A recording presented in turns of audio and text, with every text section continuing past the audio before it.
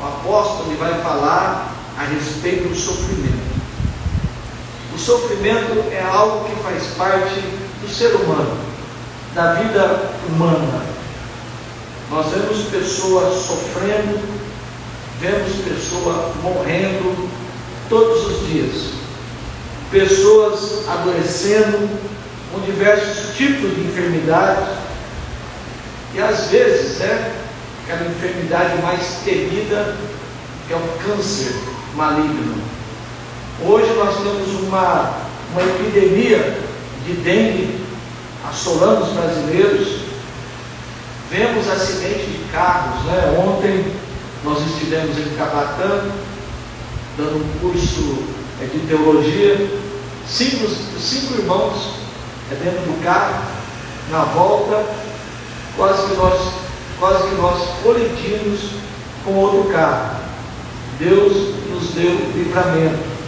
Não temos acidente de carro, acidente de moto, pessoas com depressão profunda. O que mais a gente vê nos dias atuais, adolescentes de 14 anos com depressão, ansiedade na alma, enfim, vivenciamos todos os tipos de enfermidade, todos os tipos de sofrimento, adversidades e tribulações. O apóstolo Paulo, ele vai ponderar conosco. Aí no versículo 18, do capítulo 8, ele diz assim: eu considero que os nossos sofrimentos atuais, todos esses sofrimentos, não podem ser comparados com a glória em que nós será revelada. Na versão do Peterson, ele fala assim: não penso que seja possível fazer uma comparação. Não tem como você comparar, diz o Peterson, entre os tempos difíceis de hoje, que estamos enfrentando, e os tempos que virão depois. Quando ele fala dos tempos que virão, ele está falando do céu, dessa realidade que faz parte da nossa fé e da nossa convicção. Muitos professam a fé e vivem a vida cristã por algum tempo, mas infelizmente, em determinado momento, concluem que seus sofrimentos presentes não valem a pena e se afastam. É isso que tem acontecido com muitas pessoas. Por causa do sofrimento, por causa da luta, da tribulação apertada, elas se afastam da fé cristã, se afastam da igreja, se afastam da fé em Cristo Jesus, se afastam da esperança vindoura que temos depois dessa vida. É isso que nós temos acompanhado, é isso que nós temos visto. As pessoas estão se afastando de Cristo por causa das lutas, por causa das perseguições. Eu estava lendo esse final de semana um livro, estou lendo bem devagar esse livro. É um livro difícil, complexo, do C.S. Lewis. Olha o título é Cartas de um Diabo ao Seu Jovem Aprendiz. E o diabo é o diabo, que está dando conselhos ao seu jovem aprendiz.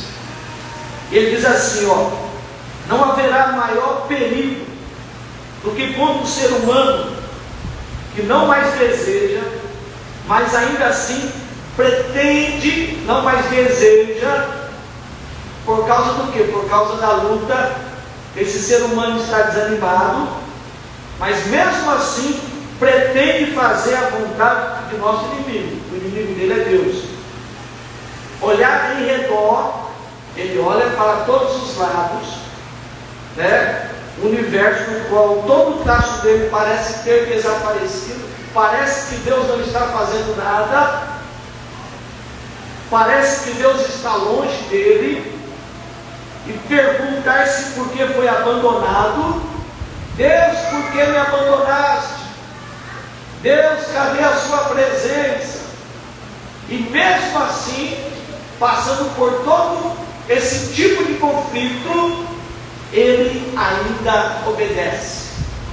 Interessante que é isso que o C.S. Lewis ele coloca em seu livro. Mesmo passando pelo funil da vida, mesmo passando pela luta, pela tribulação, ele continua obedecendo a Deus. Ele não nega a sua fé. Para o diabo, esse é o maior perigo. No entanto, Paulo responde a pergunta com um sim enfático, Vale a pena estar na presença do Senhor?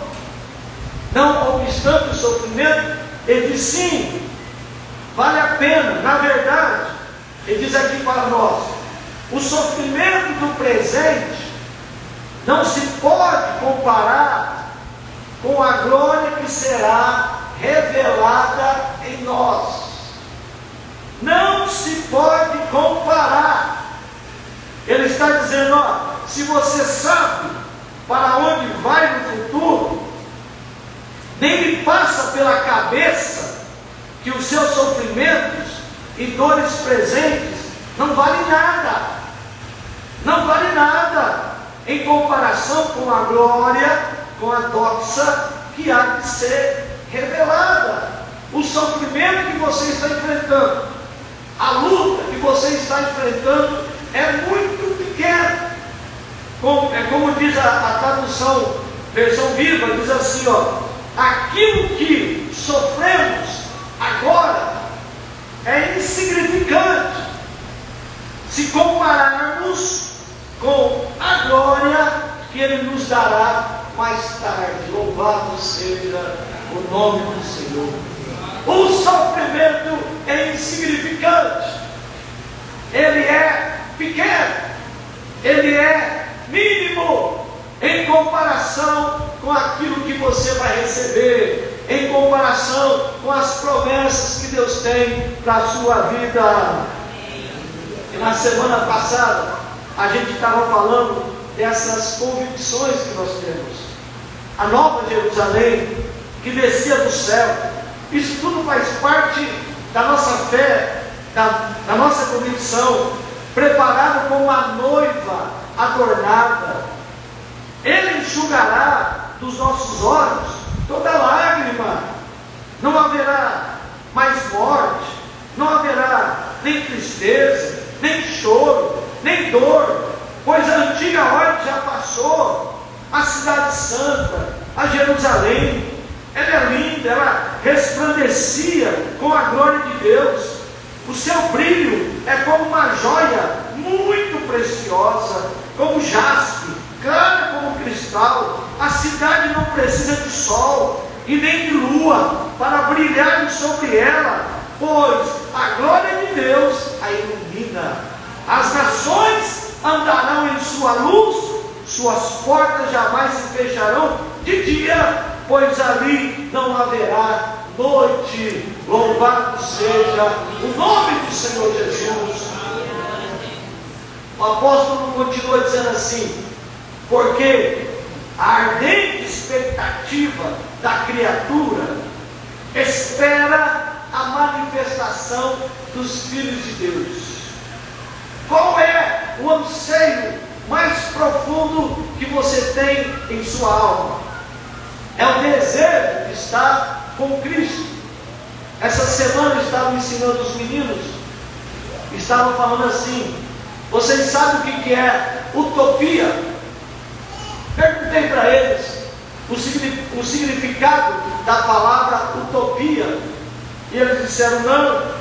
Eu falei assim, utopia é um lugar igualitário, é um lugar onde todo mundo é igual, é um lugar que não vai ter sofrimento, é um lugar que não vai ter desigualdade social, etc.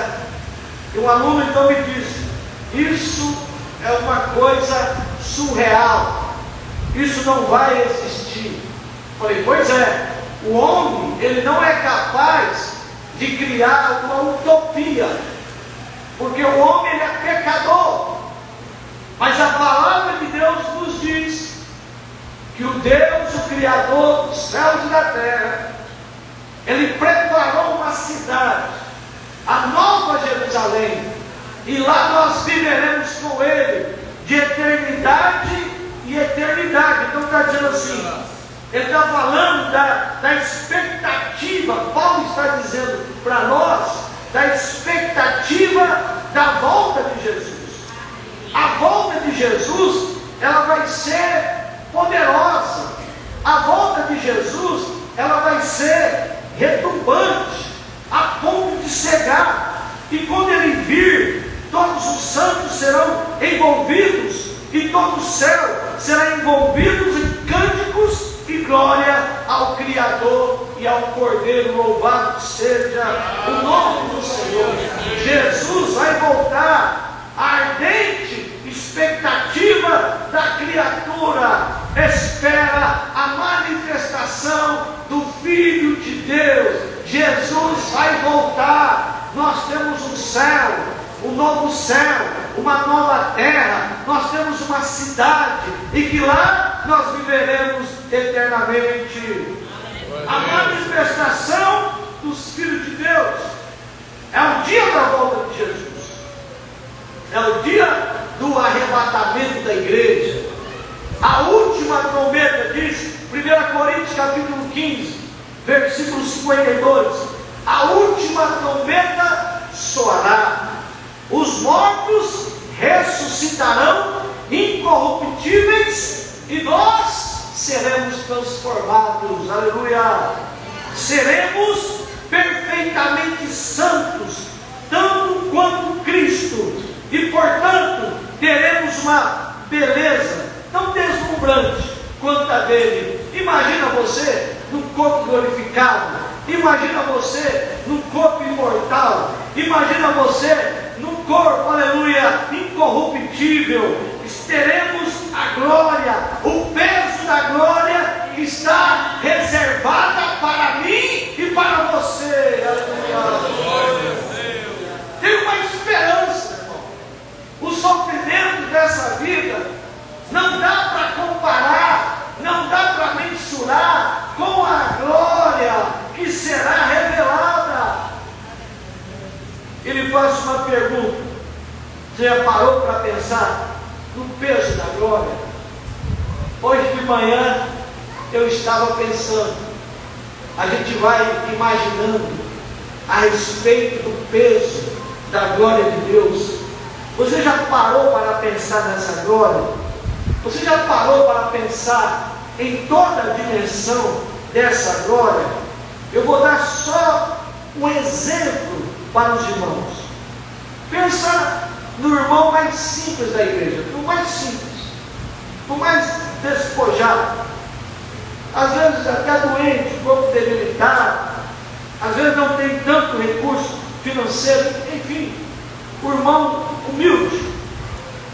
Se víssemos esse irmão em glória, se víssemos o irmão, nós estamos nesse corpo aqui material, nesse corpo mortal, e se víssemos um irmão, esse irmão, num corpo glorificado, imortal, nós sentiríamos fortemente impelidos a adorar. É como se você visse um anjo do Senhor, totalmente luz, brilhante. Sim, todos nós. Isso não é somente para alguém, mas todos nós que fomos adotados por Deus e que somos co-herdeiros com Cristo, seremos tomados da glória, seremos tomados de fulgor, teremos um corpo imortal e um corpo incorruptível. Louvado seja o nome do Senhor. Aleluia! Nós temos uma esperança, nós temos uma convicção, enquanto que tem ateu dizendo que vai ser não sei o que por aí afora, não vai ser nada depois desta vida. nós temos uma convicção de que nós estamos esperando um novo céu. Eu estava imaginando, né? Quando você tira uma foto da natureza, as pessoas gostam de tirar foto da natureza, de um lago, do mar, o mar vibrante, ou você tira uma foto da serra, de alguma serra da Canastra, né? Lá em Capitólio, enfim, de uma lagoa, de um pôr do sol, e tantas coisas belas, maravilhosas, sensacionais, né? Que a gente fica olhando, que coisa linda, coisa maravilhosa. Eu fico imaginando o céu, eu fico imaginando a beleza do céu. Nada dessa vida, por mais bonito que seja, por mais belo que seja, equipara, aleluia, pode mensurar com a beleza do céu. E uma outra coisa eu lhe digo nessa noite: nada dessa vida, nada que você vê, nada que você contempla, vai poder mensurar com a beleza que você vai ter, com a glória que você vai ter, o peso de glória que você vai receber da parte de Deus, a beleza que terá o teu corpo naquele dia. Louvado seja o nome do Senhor. Interessante que a gente está colocando essas convicções para os irmãos, mas a gente sabe que tem dois ângulos, porque de um lado, Deus vai dizer assim para algumas pessoas: eu não vos conheço, apartai-vos de mim, eu não sei quem você é. Essas pessoas serão banidas da presença daquele que é onipresente e apagados da memória daquele que é onisciente. Dá para você imaginar? Dá para você pensar? Naquele dia, o grande eu sou, o onipotente Deus, o onisciente, dizer assim para você: apartai-vos de mim, que eu não te conheço. Apartai-vos de mim, que eu não sei quem você é. Podemos ficar totalmente, absolutamente de fora, repelidos, exilados, separados e eterna e indisivelmente ignorados. Eternamente separados, eternamente ignorados pela presença de Deus. As 5 virgens imprudentes bateram na porta, dizendo assim, num ato de desespero. Aquelas 5 virgens imprudentes, inconsequentes, que não tinha azeite na sua lâmpada, elas gritavam assim: Senhor, Senhor, abra a porta para nós. Mas ele respondeu: a verdade é que eu não as conheço. Eu não te conheço, eu não sei o teu nome, porque você nunca quis me obedecer, porque você nunca quis fazer a minha vontade. Deus conhece aquele que faz a vontade dele. Deus conhece aquele que se arrepende, aleluia. Deus conhece aquele que anda em seu mandamento. Louvado seja o nome do Senhor. Se de um lado a gente vai ouvir: apartai-vos de mim, pois eu não vos conheço. De outro lado, podemos ser convidados, aleluia, acolhidos, abraçados, recebidos e reconhecidos. Se de um lado as pessoas serão apartadas de Deus, do outro lado as pessoas serão chamadas de benditas. Vinde, benditos de meu Pai, possuí por herança que vos está preparado desde a fundação do mundo. De um lado ele diz: eu não me conheço, apartai-vos de mim. De outro lado ele fala: bendito, vinde, bendito do meu Pai, bendita meu Pai. Entrai no reino que está preparado para vós, antes da fundação do mundo. Tem um reino preparado para mim, tem um reino preparado para ti, um reino preparado para a igreja de Deus. Andamos todos os dias no fio da navalha, entre essas duas incríveis possibilidades. As virgens que estavam preparadas para o banquete, entraram com ele para o banquete nupcial, aleluia, e a porta foi fechada. De um lado está dizendo: apartai-vos de mim. Do outro lado está dizendo: vinde, benditos do meu Pai. Agora veja só, essa é a primeira convicção que nós temos aqui na palavra de Deus. O sofrimento desta vida não podem ser comparados. Então preste atenção aqui, em nome de Jesus. Os sofrimentos desta vida não podem ser comparados com a glória que há de ser revelada para nós. Não podemos comparar, é impossível.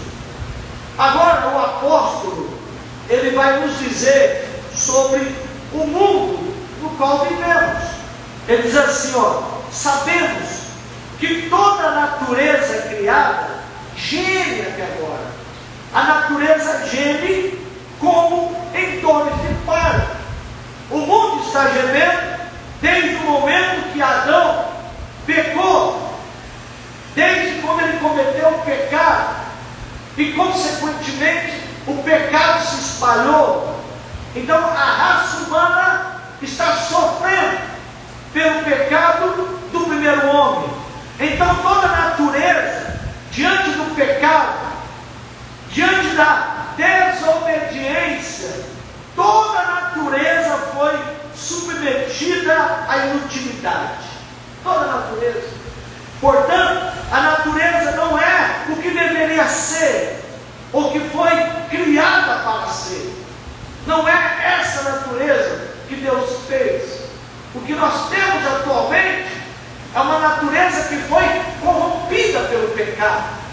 É uma natureza que foi manchada pelo pecado. Mas o mundo que Deus fez foi um mundo perfeito. A Bíblia diz aqui que ela foi entregue, ela foi submetida à inutilidade. E essa palavra aqui, inutilidade, é o mesmo traduzido por vaidade no livro de Eclesiastes. Significa duas coisas. Quando falamos que a natureza está à inutilidade, diante da inutilidade, significa que a natureza está alienada. Alienada, ela está tanto de nós quanto de si mesma. É como se ela tivesse perdido a sua identidade. Ela não é tão bela, tão excelente quanto se pretendia.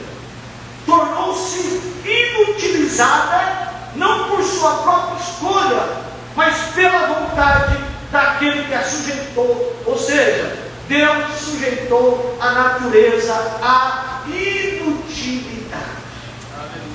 Infelizmente, não somente a natureza.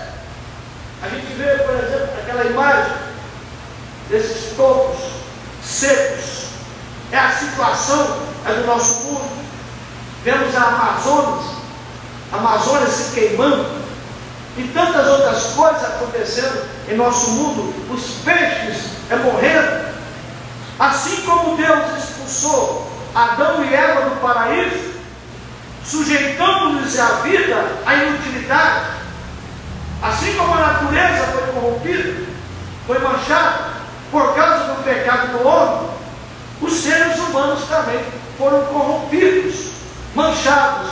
Interessante que o C.S. Lewis, no seu livro O Peso de Glória, ele diz assim: somos criaturas divididas, correndo atrás de álcool, sexo e ambições. É essa definição que o C.S. Lewis ele faz a respeito dos seres humanos. criaturas divididas, criaturas inquietas, criaturas que não têm paz em sua alma, que não têm sossego no seu coração. É a situação do mundo atual, correndo atrás de algo, de sexo e de ambições. Isso mais ou menos é o que é o homem na sua essência. E o escritor de Eclesiastes vai dizer assim, que tudo é vaidade. Tudo é vaidade. É como uma corrida sem fim atrás do vento.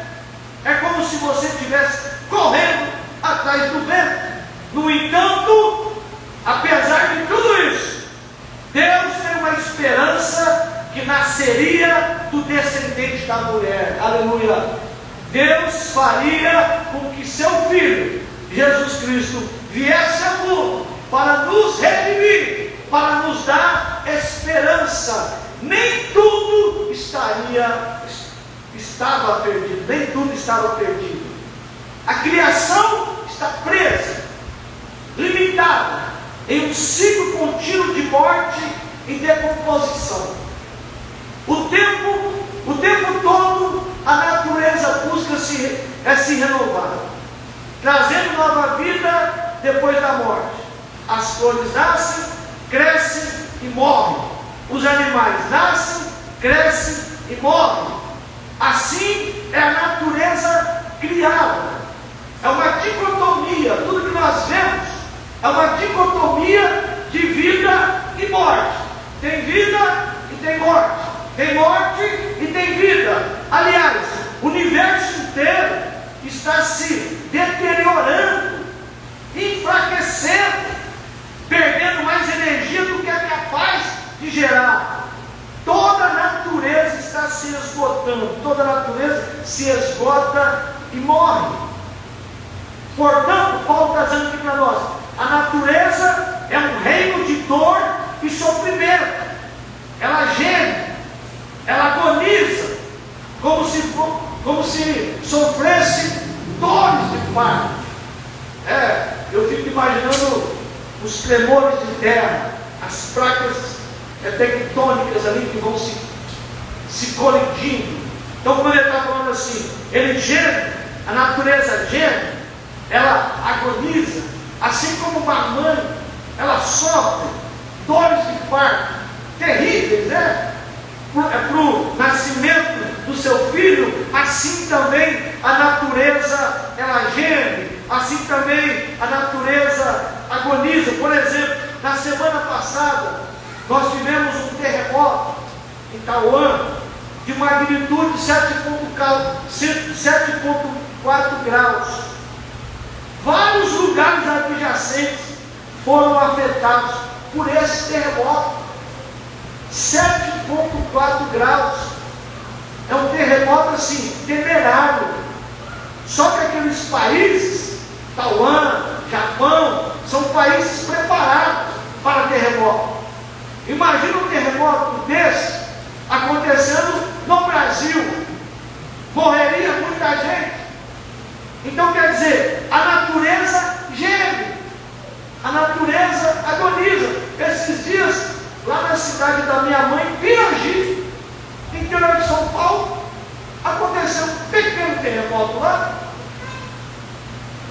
As pessoas estavam na rua, daqui a pouco houve um tremor de terra, e todo mundo se assustou. Foi muito rápido, rápido até demais. Interessante que o tsunami, eu estava me lembrando do tsunami de 2004, que pegou ali na Ásia, que matou mais de 230 mil pessoas. Tudo isso daí está mostrando para nós que a natureza geme, que a natureza agoniza, como se sofressem dores de parto, né? Nós temos também maremotos, nós temos vulcões expelindo, né, fogo. São gemidos da natureza. Quando a vida nasce, o parto se perde, morte. Então, a dor e sofrimento A terra está gemendo. É isso que Paulo está querendo nos ensinar nesta noite. Diante de um quadro medonho, eu estou falando para os irmãos, o apóstolo exorta o quê? Apesar disso tudo, apesar da natureza gemer como dores de parto, ele diz assim: nós temos os primeiros frutos do Espírito. Ou seja, mediante tudo, até a criação motiva você a dizer: sim, vou continuar firme na presença do Senhor. A dor presente e a glória futura explica por que nós somos cristãos. Gememos em nosso íntimo, aguardando ansiosamente. Todo crente ele tem que gemer no seu íntimo. Todo crente ele tem que aguardar ansiosamente a volta de Jesus Cristo. Tem que haver essa esperança no coração do crente. Que vontade que eu tenho de estar com Cristo. Que vontade que eu tenho de estar no céu, na Nova Jerusalém, na presença de Deus.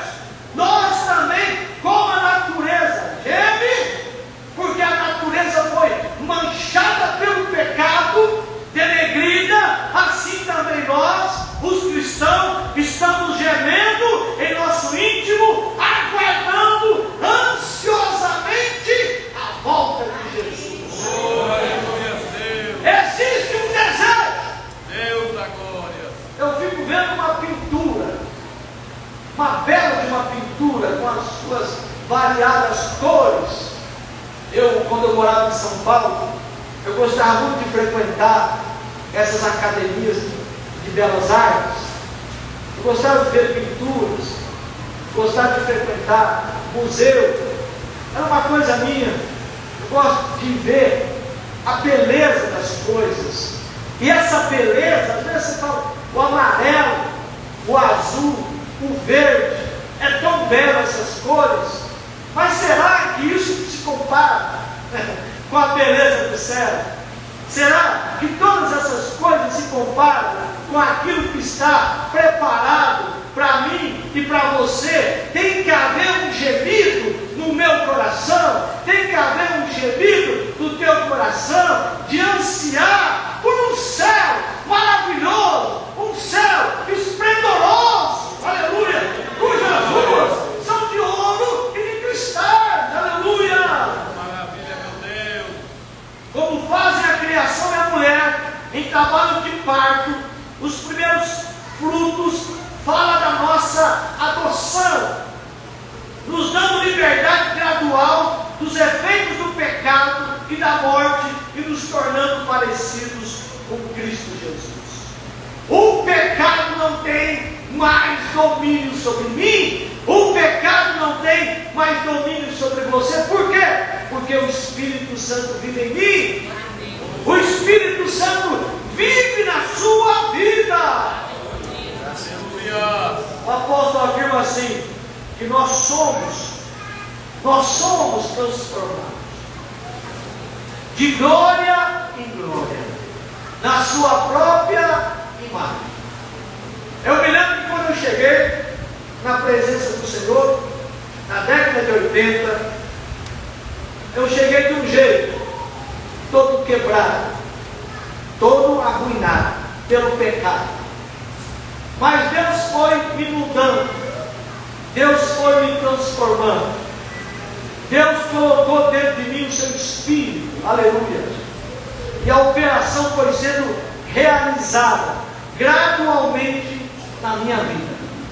O pecado está dizendo assim, ó, não tem mais domínio sobre vós.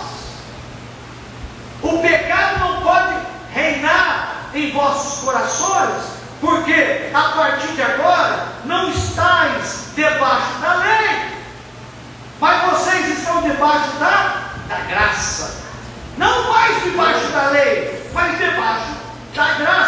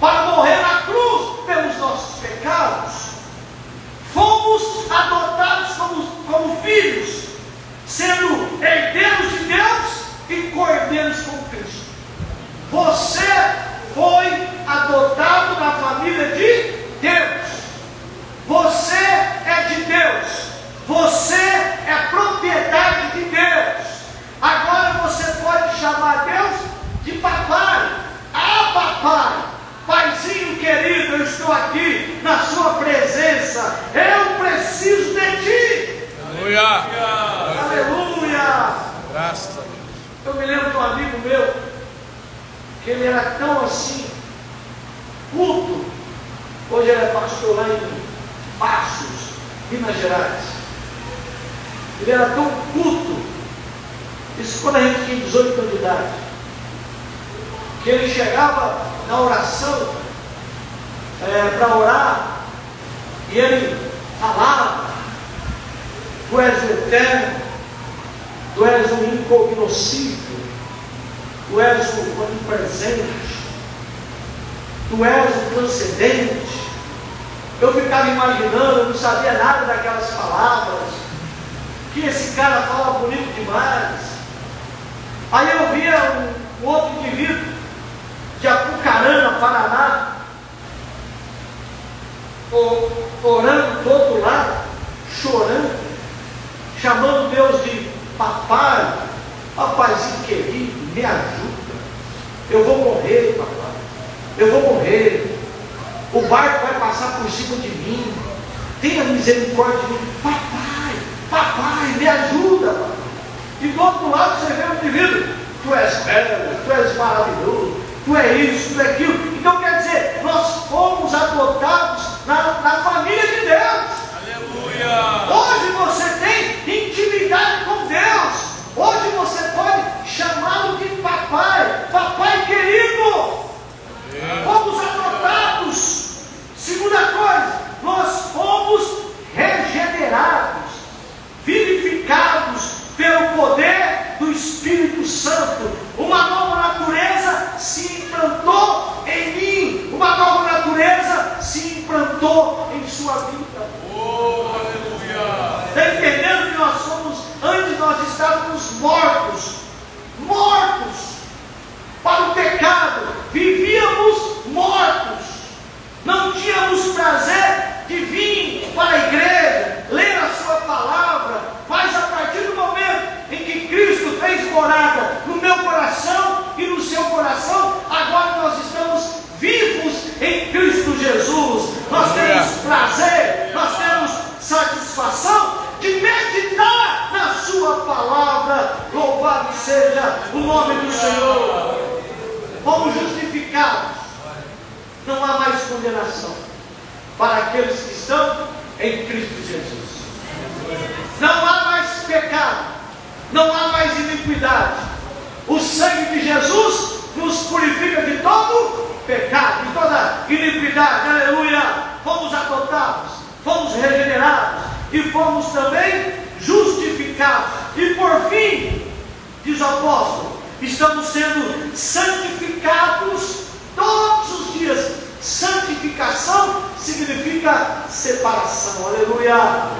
Somos separados, somos filhos de Deus. Aleluia! Somos de Deus, pertencemos a Deus. Ele é nosso Pai, Ele é nosso Senhor. Portanto, você é consagrado, você é separado, santificado para Deus. Aleluia! Mas sabemos, apesar de toda essa consciência que nós temos, sabemos que ainda não somos o que um dia seremos. Ainda eu não sou o que serei um dia com Cristo, que não temos tudo um dia que teremos, entre nós não temos. Paulo vai dizer assim: pois nessa foi nossa esperança, nessa esperança fomos salvos.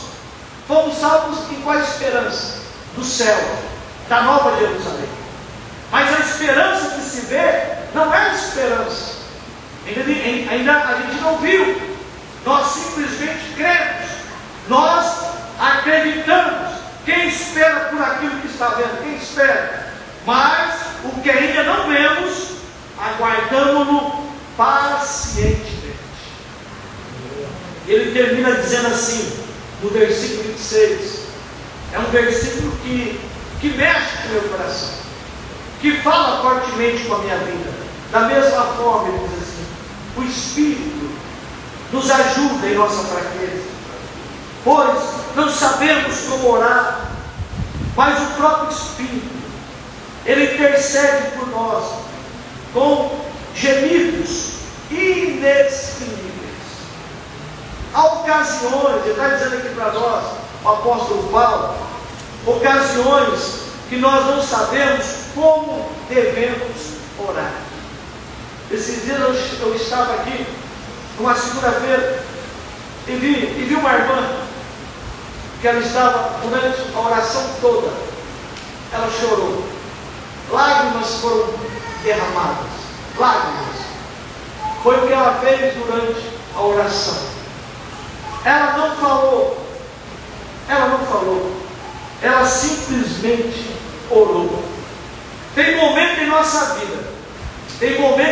vida que nós não teremos palavras para orar, mas simplesmente nós vamos chorar, simplesmente nós vamos abrir os nossos corações diante de circunstâncias desfavoráveis. Eu tinha um momento na minha vida que eu ficava absolutamente quieto. Era tão difícil que eu não sabia o que falar para Deus. Tem momentos que nós não temos o que falar para Deus. Está tão difícil, está tão complicado, que a gente pode reagir de maneiras diferentes. Uma perda pessoal, ou lutando com uma decisão que nos transformará a vida, ou confrontando com os nossos fracassos e defeitos. O próprio Espírito, ele intercede por nós, como gemidos que não se expressam em palavras. O próprio Espírito, naquele momento que você está soluçando, naquele momento que você está chorando, ou naquele momento que você está quieto. Eu me lembro de Ana, ela simplesmente mexia os seus lábios, mas não falava alto. E Deus ouviu a oração de Ana. O Espírito ouviu a oração de Ana e levou até a presença de Deus. A mesma coisa, o Espírito habita em mim, o Espírito habita em você, o Espírito habita em nossas vidas. Ele sabe o que nós precisamos, Ele sabe o que nós necessitamos. Você fala assim: Senhor, eu estou acabado, Senhor, está difícil, Senhor, eu acho que eu não vou aguentar, eu acho que eu não vou resistir, Senhor, tenha misericórdia da minha vida, Senhor, me segure em suas mãos. Aleluia. Naquele momento, o Espírito Santo está ali do teu lado, Oh, Pai da glória. levando as suas orações, os seus soluços, as suas lágrimas diante da presença de Deus. Deus está te ouvindo. É isso que o Espírito Santo faz. O Espírito semelhantemente nos assiste em nossa fraqueza. Aleluia. Ele te assiste em tua fraqueza. Ele te assiste na tua desolação, no teu sofrimento. Quando você não tem mais o que dizer, o Espírito Santo te assiste. Ele está ali do teu lado dizendo: eu estou aqui, eu estou aqui. O Espírito Santo está dizendo aqui para você, nessa noite: eu sei a tua luta, eu sei a tua dificuldade, eu sei a tua enfermidade, eu sei o que você está enfrentando. Ele sabe, Ele te conhece, e Ele fica do teu lado ali, te assistindo em tua angústia. Mas Ele não fica parado, Ele leva a tua angústia para o céu, Ele leva o teu clamor, Ele leva a tua oração. As tuas lágrimas são transformadas em palavras. O teu silêncio, que você não consegue dizer nada, como eu fiquei algumas vezes na oração, que eu não consegui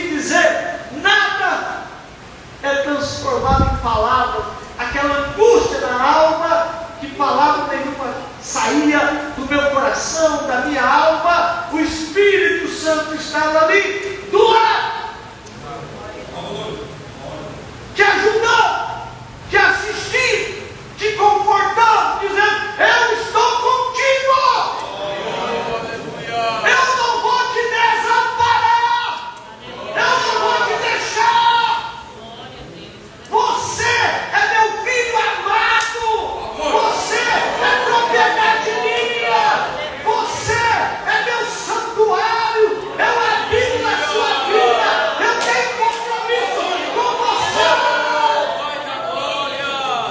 Ele te assiste em suas fraquezas. Uma mãe pode abandonar, o pai pode abandonar, o amigo pode abandonar, mas o Espírito Santo, ele não te abandona, ele está do teu lado o tempo todo. Em todo momento ele está com você, te ajudando, te confortando, confortando a tua alma, confortando o teu espírito. Você vai sair daqui nessa noite cheio de esperança. Você vai sair daqui nessa noite cheio de fé, cheio de ousadia. Eu vou ver a beleza. Eu vou ver a verdadeira beleza. A verdadeira beleza não está na natureza que geme. Eu vou ver a verdadeira beleza, porque eu vou ser arrebatado, eu vou ser levado, eu vou ser tirado e vou para a Nova Jerusalém. A beleza, o meu corpo vai ser belo, o meu corpo vai ser maravilhoso. Vamos orar, meus irmãos. Vamos buscar a presença do Senhor. Por favor, que pudesse ajoelhar alguns minutos. Fala com Deus nesse momento, em nome de Jesus.